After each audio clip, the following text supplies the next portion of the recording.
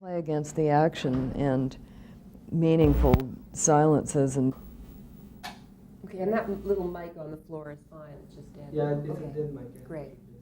Okay. Okay, so say when. Okay, You were telling me earlier that most authors are notorious for hating the movies that they originally conceived, in a sense. But you are different in this case. You seem to like The Handmaid's Tale. well, because I've been around movies for a long time and I know what horrible catastrophes could happen at any time along the way, because movies involve very many people. And if anything goes wrong with one of those people, catastrophe. So it's always miraculous when a movie gets made at all, and when it does get made, if it's good. So even though it's not the book, and we always have to say movies are not books, they're a different form, it's got very strong acting in it, and it makes an impact. But to be able to see it in that objective way, It's I'm shocking, impressed. really. It's Yeah. quite shocking. Really, to think, bits and pieces of your vision may be there, but there's so many other people now involved, so many other Well, creators. it is a director who has a reputation for staying quite close to books. And in fact, he did stay pretty close to it. And the plot line also, although it's not quite the same as the book, et cetera, and things have to be left out. You can't have as much past time. In fact, there's hardly any past time, and all those layers have to go. Movies are essentially a now. They can follow a timeline in the present, but they're not terribly good at any more than one layer of past. The audience gets confused. So movies also make things very clear and literal. You can't say, oh, here comes Amos. No, it's just somebody who looks like Amos. You can do that in a book easily, but in a movie, either it is or it isn't. And you see quite clearly who it is. So there are lots of things you can get away with and play on with books that you just can't in movies. So much about what I love about the way you write is the kind, as you were, touching on the thought processes that we really see the characters go through and really feel them go through and try to intellectually understand them going through. That's something that you, as you say, can't really deal with in a It's difficult. I think about the only person who can do that kind of inner monologue on screen is Bergman. And I think the only reason he gets away with it is that it's in Swedish. Well, Woody Allen sort of tries in a sense, too, I but he suppose. mostly, his characters are so talkative that they will talk their inner monologue to somebody else. But that didn't bother you then, that kind of palette wasn't available to the filmmakers? Well, I guess they could have tried to put it in, but in that case it would have been a considerably slower movie.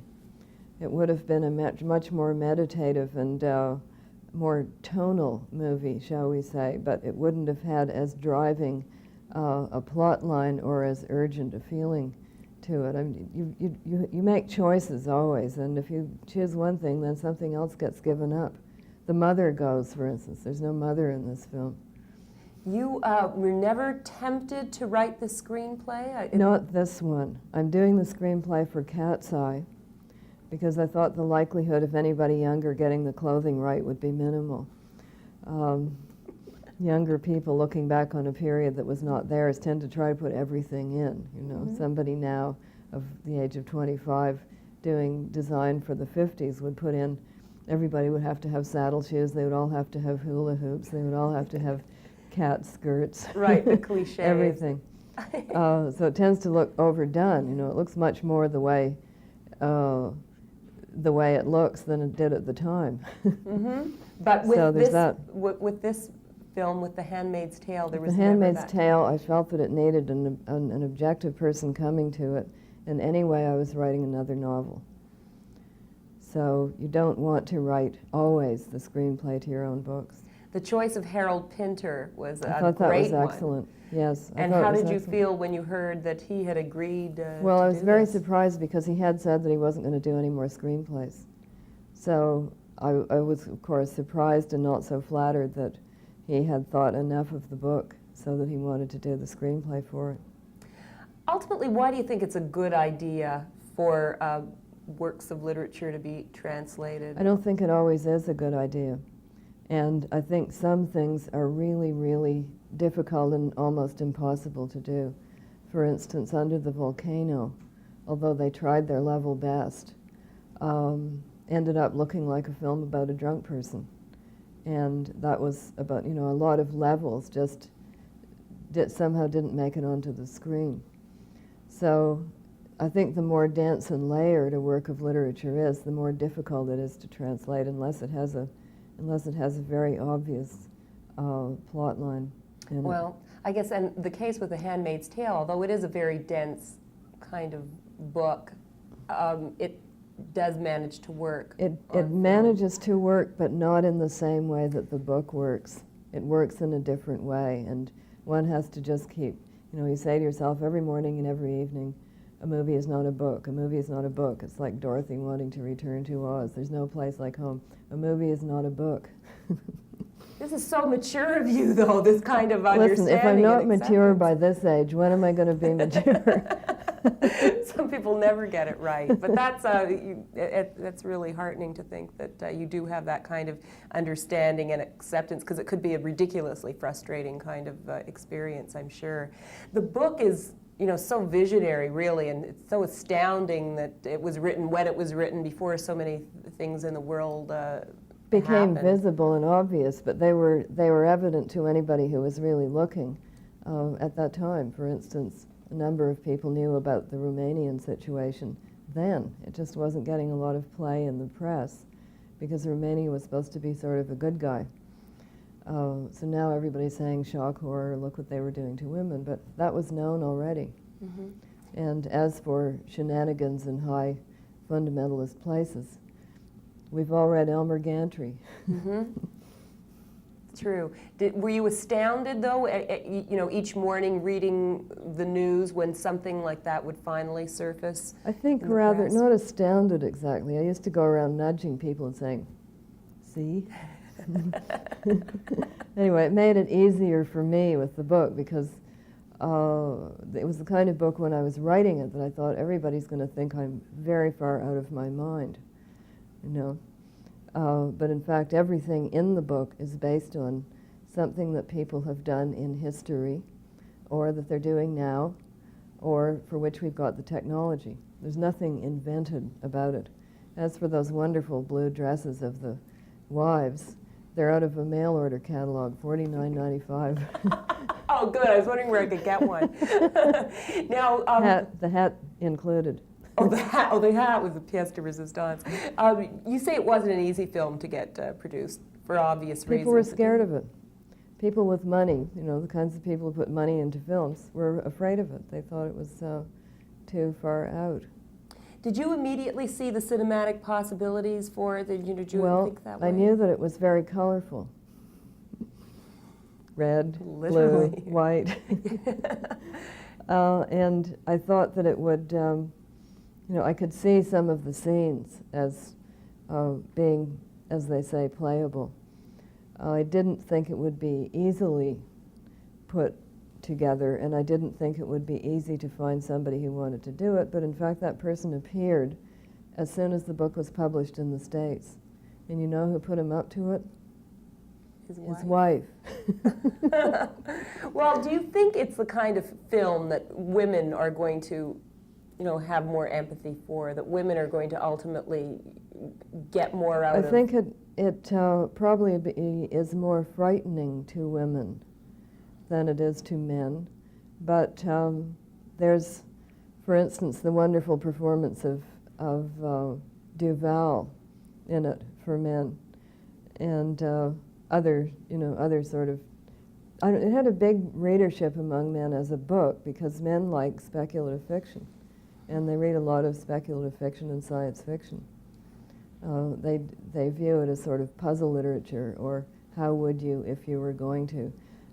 If you were going to take over the United States, how would you do it? How would it work out? Those kinds of problem solvers.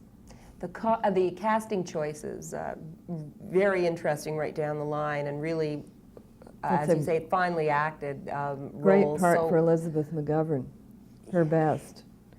And And Natasha Duval is Richardson. excellent, and Faye Dunaway is superb, Oh, and she's Natasha perfect. Richardson is brilliant. How did you feel? Were you consulted at all, or did they even tell you what they were up to? I'm or? the author. I get told afterwards. We kind of fooled around at the beginning, who would you see as, etc. But I am so ignorant and so lacking in knowledge.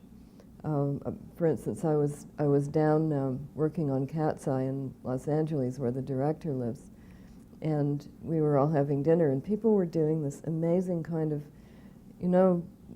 batting, baseball players' cards with the little score averages and everything. They had heads full of statistics about who had done what, when they had done it, who played opposite them, just back to about 1905. They had all this information in their heads. This is the kind of knowledge I lack.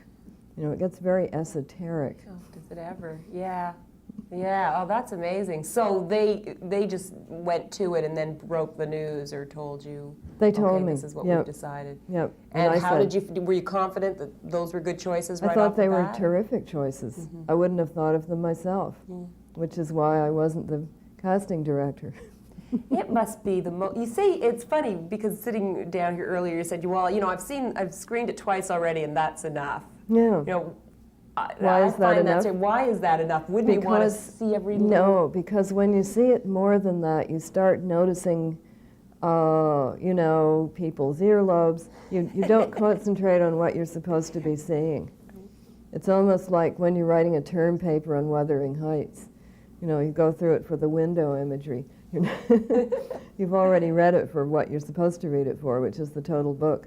But if you're doing it over and over again, you start noticing the typos, the place where you think they should have used a semicolon. And I think it gets really too analytical. Although films that do become classics can end up But you working don't see them time and 6 time times in Precisely. 3 weeks. You might come back to them every 2 years or so after you've sort of forgotten them. What was it like for you the first time you saw it? Pity pat, pity pat, pity pat, pity. I was nervous because I thought, what if this is awful? What am I going to say? So, of course, you go into it with sheer, stark, raving terror that you'll hate it, that it'll be terrible, and that you won't be able to live with it. Was there a point in the film where you felt, okay, I can relax now because it's going to be Pretty good? pretty soon, pretty shortly into it. Well, I still think, although you probably, humbly would just say, well, I just sort of sat back and let them run with it, that it's a very courageous kind of thing for an author to do, to send the baby out there. Yeah, like that. sure. A lot of authors just say, okay, books are books, movies are movies, give me the advance money and never bother me again.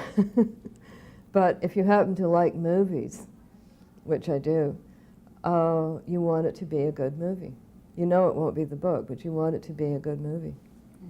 Well, it is a good movie, and thank you for writing the book in the first place, and good luck with everything else that you're going to hit us with. Thanks very much. Well, thank you. Okay.